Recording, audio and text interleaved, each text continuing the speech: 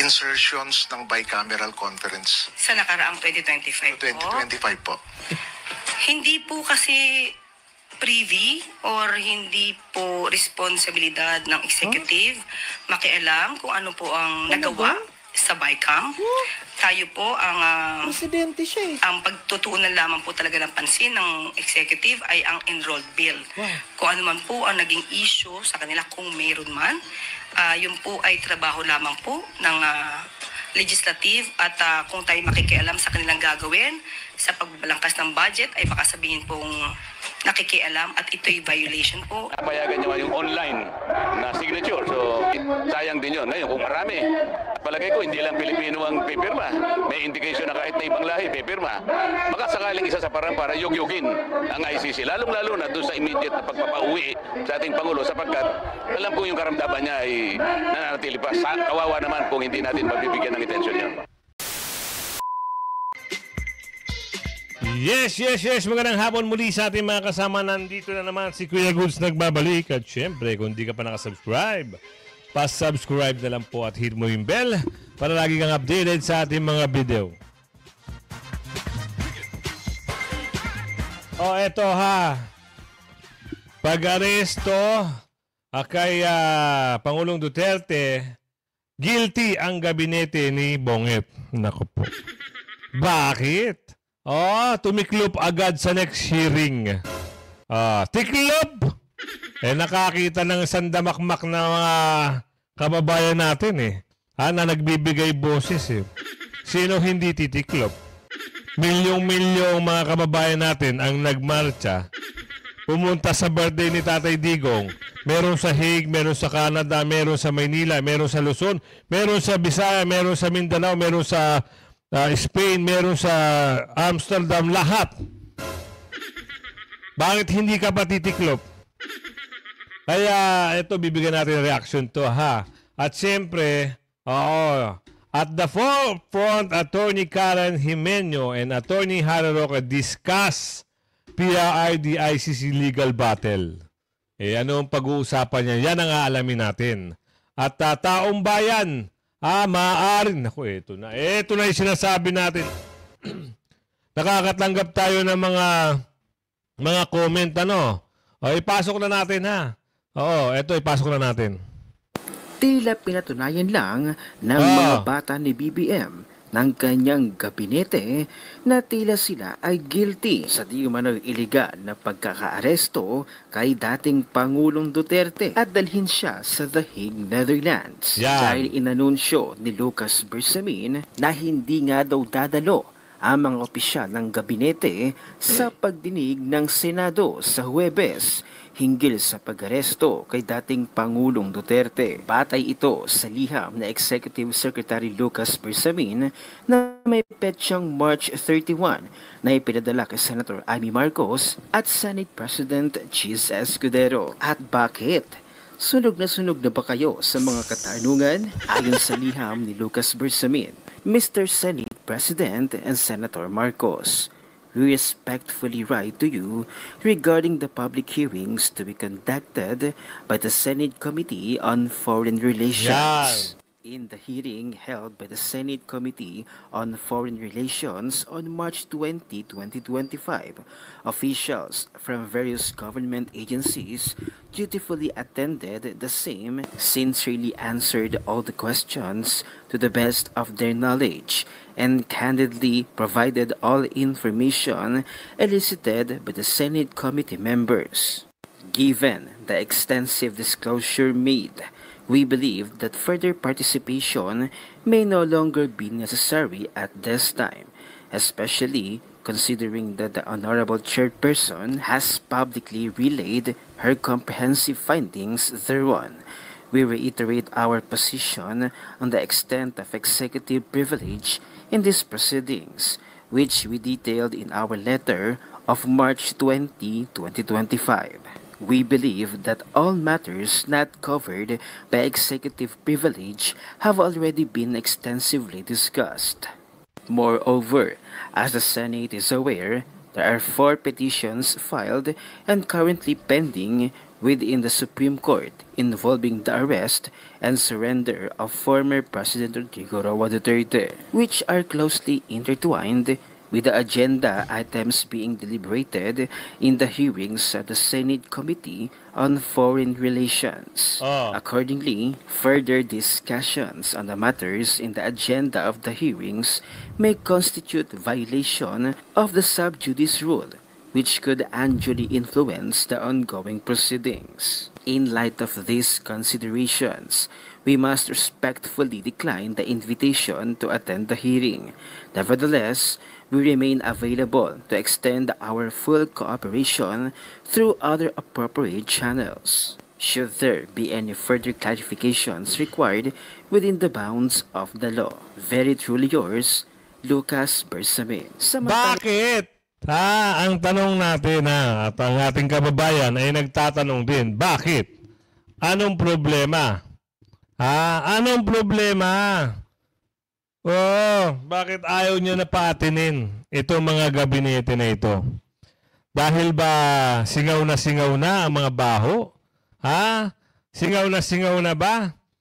Naglantad na yung pagtuturuan Diba? Nagtuturuan sila Yung isa hindi raw siya kasali. Hindi daw siya nagplano. Yung isa tinatanggi na. Samantalang sinabi niya, 4 kami. Hindi lang ako. 4 kami. Nung una tuwan-tuwa ka pa. Ngayon ano? Natakot kayo? Natakot na ba?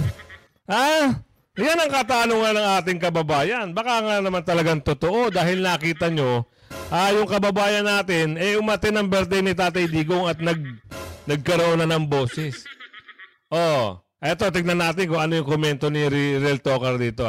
Tila mapapahamak pa ang presidente ng Pilipinas sa BBM sa mga nagiging statement ng kanyang PCO Undersecretary na si Attorney Claire Castro. Ang tanong kasi ng media reporter ay patungkol sa 2025 National Budget or GAA, lalong-lalo na ang mga allegedly insertions.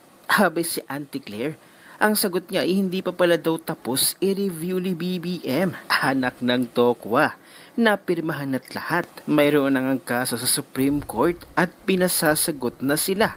Abay nire-review pa rin pala, ganito ka. Yan ang mahirap. Kasi mahirap po kahit graduate ka ng law, pero kung hindi ka maalam sa mga ganyang bagay, iba ho kasi ang spokesperson sa pagkalo.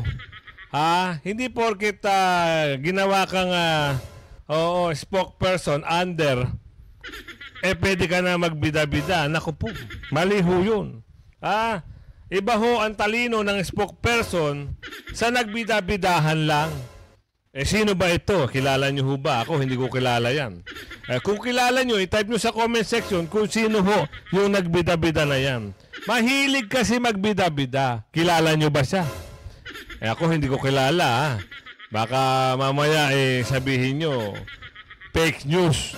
Hindi ko talaga kilala yan. Sino ba yan? Tuloy natin to. Real Talker. Bobo, itong si Claire Castro. Panoorin natin ang buong video. So follow up lang po ma'am. Isa po sa mga contentious issues po dito sa 2025 GAA, ito nga pong allegedly ay insertions ng AKAP. Kukumustahin lang po sana namin ang update doon po sa ginagawang review ng Malacanang, doon po sa mga allegedly mga insertions ng bicameral conference. Sa nakaraang 2025 po? 2025 po. Hindi po kasi privy or hindi po responsibilidad ng executive makialam kung ano po ang nagawa sa BICAM. Tayo po ang Presidente siya ang pagtutuunan lamang po talaga ng pansin ng executive ay ang enrolled bill. Kung ano man po ang naging issue sa kanila, kung mayroon man, yun po ay trabaho lamang po ng legislative at kung tayo makikialam sa kanilang gagawin sa pagbalangkas ng budget ay baka sabihin pong nakikialam at ito'y violation po ng separation of powers. So ano po yung ginawa ng Malacanang very recently po na pagkatapos pong mapirmahan yung GAA, adjustments ng kung Tama, ilang may mga adjustment na ginawa. millions from one department lilipat sa kabilang department. Paano po yun? Nire-review lamang po iyon para po sa pag-spend po ng budget. Tapos na po. Dahil may mga karga po, araw-araw pa po para as of the moment, ang pagkakaalam ko po ay nagkaroon ng mga review. Tatanungin ko po kung natapos na po ang kanilang pagre-review. Hingi po kami update. Ano ba yan? Ano ba yan? Ang tawag niyo sa kanya? Ako kasi hindi ko kilala yan eh. Oh. Ngayon, ito siste. Ang problema, ay hindi nyo na ako makita. Ang problema, bycam ang tinatanong, tapos na ho ang bycam. Natapos na ang bycam, tapos re-reviewin. Haba, problema yan. Problemang malaki ho yan. Naku, pag nalaman ho yan ng amo mo, pag nalaman ng amo mo yan, naku, tsak, pagagalitan ka. Ha? Pagagalitan ka, bakit? Napirmahan na ng tao, sasabihin mo, re-reviewin pa lang. Sandamakmak naman talaga na anak ng tipakalong naman, oh. Thank you. Opo, salamat po. Mag-update ka, Claire. Yan. Anong hindi pwedeng mangialam? Pwedeng mangialam ang executive. Pwedeng mangialam si Mr. President. Lalo na, 'di ba? Pag grabe ang daming mga kababalaghan doon sa budget, pwedeng mangialam. Pwede. Pwede talaga. Oo, hindi lang natin alam bakit naku. Yung babae ay bakit ba hindi niya kasi alam talaga? Oo, wala talagang alam o talagang walang alam. Yan ang sabi ni Aling Ledesma. Ito pag-usapan natin dito kaya sa Billionarian Channel, kay Attorney Karen kasi attorney rin to, alam din ito yung mga legal battle eh. Ito pag-usapan natin ha. Bigyan natin ng reaction to maya-maya. Panoorin niyo muna. Netherlands, and I'm with Attorney Harry Roque.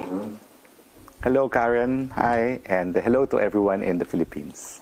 Attorney Harry, you haven't been seen publicly for the past couple of months, and then you suddenly resurfaced here at The Hague.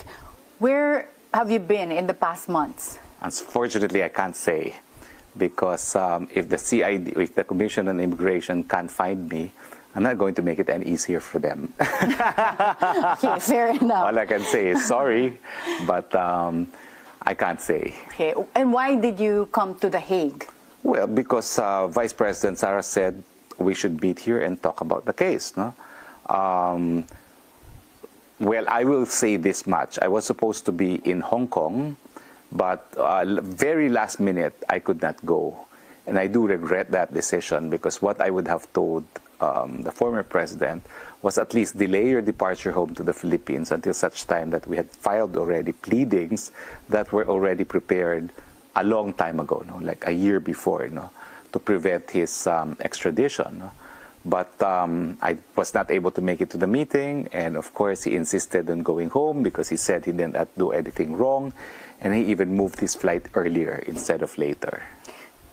Former President Duterte's decision to move his flight earlier, was that because he was ready to be arrested, or from a legal standpoint, did he not see the arrest as something that was possible? He could not fathom even the idea of being arrested, more so being transported to The Hague. He is so sure as a lawyer that the ICC has no jurisdiction that to him, it was really a shock, especially the manner by which he was sent here, no? Which is patently illegal, contrary to the Rome Statute, and contrary to all expectations that he had.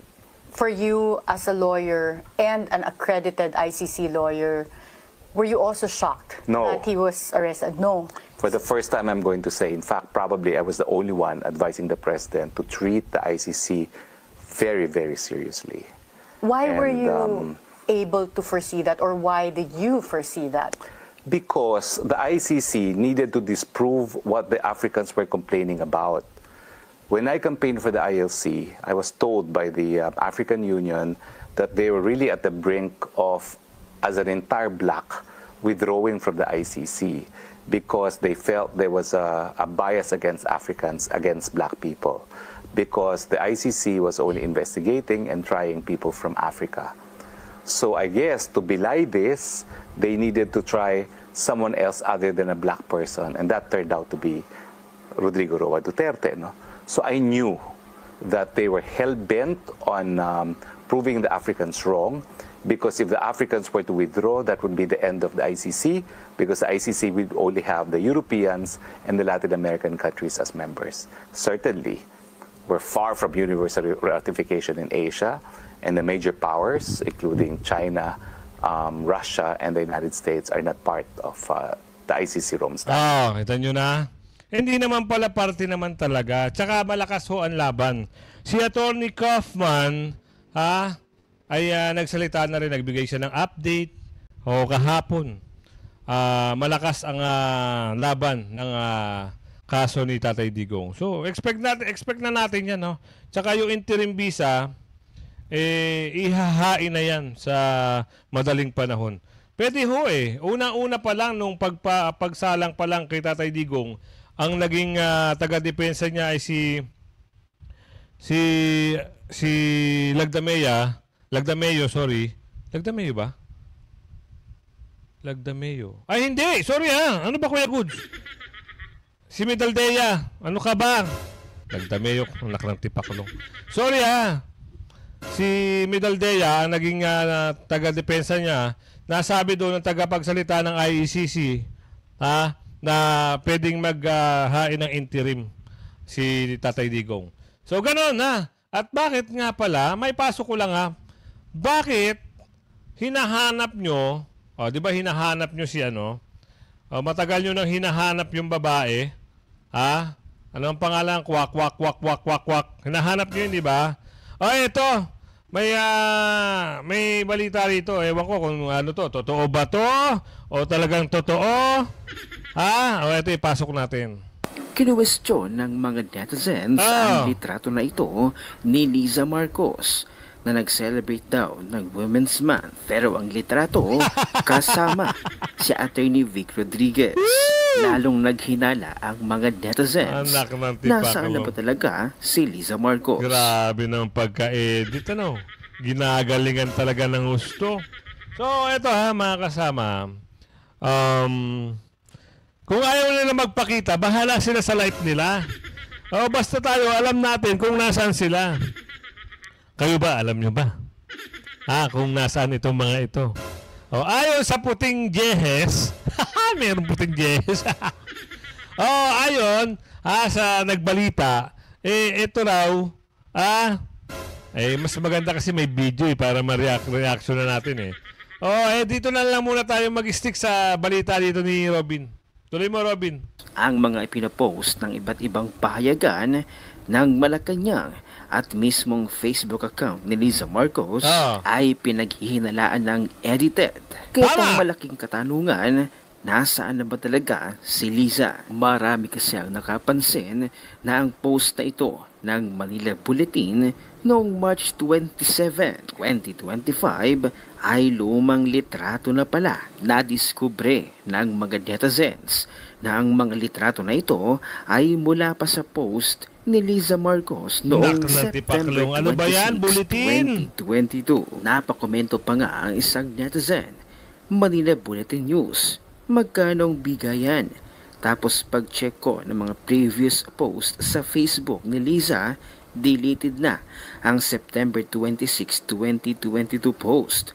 Buti, naka-screenshot. Lalo pang tumindi ang suspetsya ng mga netizens sa litrato na ito na kung ating mapapansin, sa actual mismo, kulay ube or kulay violet ang actual na suot ni Liza Marcos sa stage. Pero bakit pagdating doon sa screen nila, abay color blue na? Ayan! Galing nyo kasi mag-edit pero ito halatado. Nakita. Yung blue, naging violet. Yung violet, naging blue. Pero yung muka, yung muka, ganun talaga Wala tayong magagawa sa muka. Pa kay Coco Locoy, Attorney Claire Castro, patunayan pa ba namin na edited yung unang picture o sapat na yung second and third pictures? kung hindi pa sapat, madami pa akong pwedeng ebidensya. Ayon pa kay Chito Fuentes, the mystery deepens. The government and mainstream media have been coming out with stories about First Lady Liza Marcos, obviously to deny rumors that she is being held in the US. Nako. One such story that came out in the Philippine Star was accompanied by a photo showing her with Attorney Vic Rodriguez, the former executive secretary of her husband, with whom she had a much publicized falling out. More likely than not, it's an old photo because attorney had long severed ties with President Ferdinand Marcos Jr. and are unlikely to find himself in the same room, let alone engaged in a conversation, no matter how polite, with the First Lady. This photo naturally raises a lot of questions. Have they reconciled? Is this a filed photo? Or was this taken at a dinner? Was it given as part of PR from Malacanang? Or was it the Star that used it without advising its readers that is an old photo? If it's an old photo, what is the Star up to in steering the hornet's nest?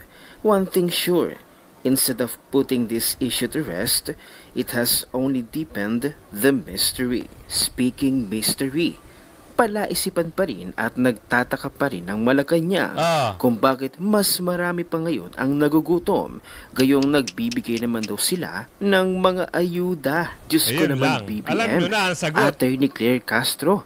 Alam nyo na ang sagot dyan. Oo, kailangan pa ba i-memorize yan? Mga kasama, o kayo, alam nyo ba? I-type nyo sa comment section. Oo, yan yung...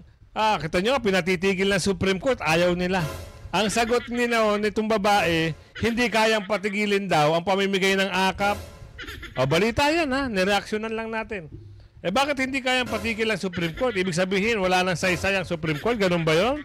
Mas malakas kayo sa Supreme Court? Mas malakas kayo sa Supreme Court, ganun? Ba, ibang klase ngayon ha. Oo. Kayo, bahala kayo. Malakas pala kayo, di kayo na. Isa lang solusyon dyan, hindi solusyon ng ayuda sa kahirapan. Kaya ang ending, ang pamimigay ng ayuda sa campaign period abay hindi daw ipapahinto. Ayon mismo kay Claire Castro. Wow naman. Diba? Diba? Kasasabi ko lang, hindi kayang ipahinto. Binibigay na nga ng Supreme Court, hinto mo na yan. Kasi mauubos na raw. Ayaw. Di ba sila na ang bida? Sila na ang malakas. Parang vote buying na yan na siyang binigyan ng comment at reaction ni Mr. Will Talker. Panoorin natin ang buong video. Mahirap po kasing ihinto ang pagpibigay ng ayuda sa taong bayan. Umaasa rin po sila dyan, katulad nga po nito. Sabi po sa survey, di umanon tumataas ang hunger rate.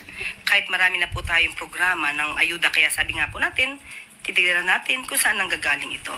Kasi hindi ayuda ang solusyon, Tama! Claire. Tama!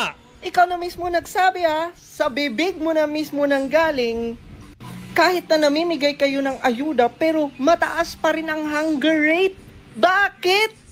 Kasi nga, hindi ayuda ang solusyon. Band-aid lang yan, temporary solution lang yan. Ang kailangan ng mga Pilipino, mga benepisyo, malaking sweldo, lalo na mga benepisyo sa kalusugan, mga trabaho sa mga Pilipino, taasan ang benepisyo ng mga manggagawang Pilipino. Yan, Claire, yan! Sabi pa niya, mahihirapan daw silang ihinto ang ayuda kasi nangangailangan ng mga Pilipino ng ayuda. Oh my God! Mali! Baka yung boss nila nangangailangan ng ayuda at yung mga dorobo ng bayan. Kasi pinaghati-hatian ang pera ng kaban ng bayan Di ba? Magbibigay sila, kakarampot. Yung sobra-sobra, tumaapaw dun sa mga bakulaw at dorobo ng bayan. Ganon! Ganon sila kalupit. Hayaan nyo na. Hayaan nyo na. Dahil pag bumaligtad, ang gulong ay umikot na, wait, there's more na lang. Nakasurvive nga tayo dati na walang ayuda. Tama. Ang ebidensya nandun na sa mukha nila. Magbigay na lang po siya ng ebidensya doon. Mag-download lang sila ng mga videos ng mga congressman na wala nang Tama. sinabi kundi Kaya may AX dahil ni Speaker. Kaya may AKAP dahil ni Speaker. Tama. Kaya may Yan, tupad oh. dahil ni Speaker. ako Ebidensya. naman si Miss Claire Castro, no? Kasi nga, has no choice but to defend, of course, the administration. Tama. Pero ang ginagawa ko lang naman dito is Yan. Nadali ka tuloy ni Mayor Magalong. Itong babae na to. Ewan ko ba? Anong pangalan niya? Bahala na ho kayo mag-comment kung anong pangalan. Hindi ko kasi kilala yan. is really happening. Tama. Actually, nasa kanila nga na ngayon may mga ebidensya eh. Tama. Unang-una, doon pa lang sa AKAP hindi naman nakasali yan sa NEP. Bakit nagkaroon sa bicameral ng Tama. AKAP sila? Meron pong ebidensya. Ito naman po ay may kaso na patungkol po sa GAA at sa enrolled bill. Magbigay na lang po siya ng ebidensya doon para kung meron pong issue ay mas maliwanag. Pero kung maibibigay niya po sa amin, sa PCO, kahit po sa akin, mas maganda po kung mababasa ko lahat ng mga ebidensya niya. At ito po ay ating paiimbestigahan. Nako! Paiimbestigahan? Oh, Diyos mio, Marimar. Payag ba kayo? Tigil. This is a challenge to all of us dahil another is they want me to produce evidence. When in fact, ang ebidensya nandun na sa mukha nila. Tama. Mag-download lang sila ng mga videos ng mga congressman na wala nang sinabi kundi kung wala si Speaker, walang AKAP. Kung wala si Speaker, walang ganito. Pasalamat tayo kay Speaker. Puro ganun na lang lahat. Tama. Akala mo, ang namimigay ng pera, yung Speaker. Bakit pera ba niya yan? Pera Boom. ng taong bayan yan. Boom. Alam mo, sanay naman sila magsalita at magsinungaling. Kaya isa lang ang sasabihin ko sa kanila. Katotohanan lang po. Tama. Ikinig kayo sa taong bayan. Mahiya na kayo sa ginagawa Tama. ninyo. Naghihirap na yung taong bayan. Alam niyo mga lords, nakakabilib si Mayor Magalong ng Baguio. And at the same time, nakakatakot din. It's because, or nanganganib yung kanyang buhay. Kasi sabi nga ni Mayor Magalong, may mga death threats na daw siyang nare-receive. Dahil sa pag-expose niya. Di ba? Pero alam nyo, yung taong matapang, ginaguide yan. Lalo na yan si Mayor. Dating PMAyer yan alam nyo, meron ako nabalitaan. Isang batalyon. Next na lang natin pag-usapan yun. Wait, there's more na lang. Solid yun sa mga Duterte. Meron pa dumadagdag yan yung mga kakampi na mga tunay, tunay ang puso para sa bayan. Eto, sino ba? Alamin natin dito kay Kuya Jen. Sino ba ang dapat tumulong sa pagpapauwi kay Tatay Digong? Aba. Kung yan ang mga usapin, dapat, merong sagot dyan. Ikaw ba? Ikaw nanonood sa akin. Ikaw nga. I-comment mo sa comment section. Yung katanungan dito, i-comment mo sa comment section. Ito, pasok natin. Ng panawagan ng taong bayan para mapauwi sa bansa ang dating Pangulong Rodrigo Duterte na kasalukuyang nasa The Hague, Netherlands. Muli namang giniit ng ilang mambabatas na may lapses sa naging pag-aresto sa dating Pangulo at hindi naibigay ang karapatang ito. Ibabalita yan ni Erlo Bringas. May tulong ang taong bayan para mapakinggan daw ng International Criminal Court. Yan ang sinabi ni Senator Candidate Rolando Marcoleta sa kabila ng mga panawagan na mapauwi ng dating Pangulong Rodrigo Duterte sa bansa na kasalukuyan nakapiit sa ICC sa The Hague, Netherlands at naharap sa kasong crime against humanity. Kabilang yan sa mga nabanggit ni Marcoleta sa kanya naging pagbisita sa mga Kapampangan sa Mabalacat City sa Pampanga. Ayon kay Kong Marcoleta, nasa batas naman daw ng ICC ang pagkakaroon ng panawagan kung kaya't maaari itong maging tulong para mapanawagan sa kinaukulan ng agarang pagpapauwi sa dating Pangulo. Siguro dahil isa namang avenue para maipahayag yung damdamin ng Pilipino at pinapayagan niya yung online na signature. So sayang din yun. Ngayon kung marami, at palagay ko hindi lang Pilipino ang pipirma. May indication na kahit na ibang lahi pipirma. Baka sakaling isa sa parang para yugyugin ang ICC. Lalong-lalo na doon sa immediate na pagpapauwi sa ating Pangulo sapagkat alam ko yung karamdaman niya ay nananatili pa. Kawawa naman kung hindi natin mabibigyan ng atensyon yan. Matatandaan na nang ipinanawagan ang isang e-signature campaign para makalampag ang International Criminal Court na masilip ang naging proseso sa pagdadala doon sa dating Pangulo. Nakasaad kasi sa batas na dapat idinaan muna sa proseso ang Pangulo sa bansa at naibigay ang karapatan nito sa halip ang ginawa sa dating Pangulo ay idiniretso na agad sa The Hague, Netherlands at hindi na naibigay pa ang proseso at karapatan nito. Anong masasabi niyo po reaksyon ng Palasyo? Ayaw daw makialam for the process na maaari namang pauwiin pala.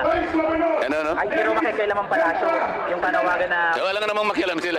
Ayun ay mekanismo ng ICC. Siyempre, isa sa paraan para ma-influensahan natin ang akbang na gusto nilang gawin.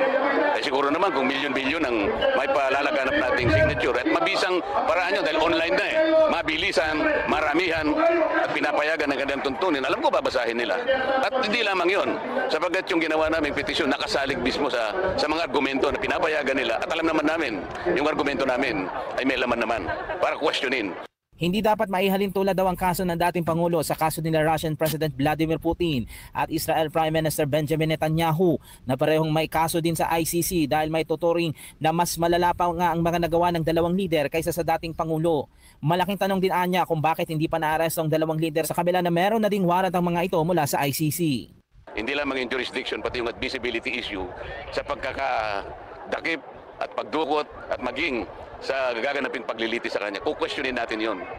Salamat. So, kanina sa speech nyo, nabanggit nyo sila President Putin, sila Netanyahu, na may mga current na kaso rin for the ICC. Ano po ba sa tingin nyo? Kasi kailangan banggitin natin yun para makita natin kung talagang makatarungan siya at parehas silang mag-a-apply ng kanilang mga processes. Nauna pang inisyuhan ng warrant of arrest ng dalawang ito . At kung tutuusin, pinadaan din sa Interpol. At kung titingnan mo yung nature ng charge, yung crime against humanity o murder, ang element nun ay widespread, systematic attack on civilian population. Hindi naman ganoon ang paraan ni Pangulong Duterte. Erlo Bringas para sa 100%. Diba? Ano? Signature. Ikaw na nanonood sa akin, kayo po mga kasama, pag nagbigay si Senador Marcoleta ng e-signature para sa petisyon na mapalaya si Tatay Digong at para mapauwi sa Pilipinas, gagawin natin yan. Ibibigay ko kagad sa inyo yan. Bibigyan ko kayo ng link para kayo ay lumagda. Alamin natin sa mga susunod dyan. Hanggang sa muli mga kasama, i-like and share nyo ang video para mas maganda. Bye-bye!